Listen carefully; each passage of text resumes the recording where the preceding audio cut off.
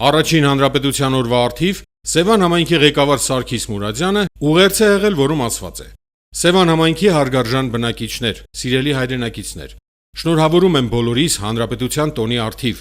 Մայիսի 28-ը Հայաստանի առաջին հանրապետության ծննդյան եւ Սարդարապատի հերոսամարտի օրն է։ Դարեր շարունակ պետություն ու պետականություն չունեցող ժողովուրդը թոթափեց իր ուսերին դրված մեծ բեռը եւ 1918 թվականին ոչ միայն ինքնակազմակերպվեց, այլ նաեւ ստեղծեց պետություն։ 107 տարի անց էլ առաջին հանրապետության ստեղծման օրը մեզ համար եղել եւ մնում է ոչ միայն խորհրդանշական, այլ նաեւ պատմական եւ կարեւորագույն օր, որն իր տեղն է ամրագրել մեր երկրի տոնացույցում։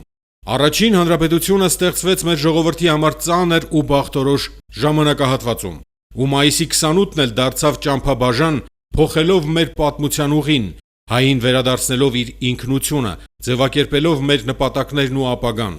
Չնայած 2.5 տարվա կենսագրությանը, առաջին հանրապետությունը կատարեց իր պատմական առաքելությունը, որն անգնահատելի է։ Հայաստանի առաջին հանրապետության ծնունդը Հայաստանի պատմության բեկումնային էջերից է, որն իր շուրջը համախմբեց հայրենիք պետություն ունենալու ձգտմամբ ապրող ժողովրդին։ Այս բարդ ու դժվարին ժամանակահատվածում, երբ աշխարհաքաղաքական, բարոյահոգեբանական, ֆիզիկական, անվտանգության լուրջ մարտահրավերներ ենք հաղթահարում ամեն օր, ես ցանկանում եմ, որ մենք միավորվենք ազգային համախմբման գաղափարախոսության ու հայրենիքի պաշտպանության, նրա անվտանգության ու կայուն զարգացման գաղափարների շուրջ։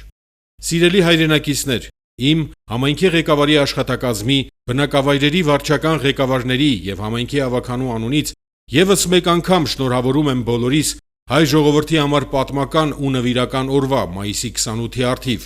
Մաղթում եմ ոգու կորով, մեծագույն կամք, միասնականություն, հավատ ապագայի նկատմամբ։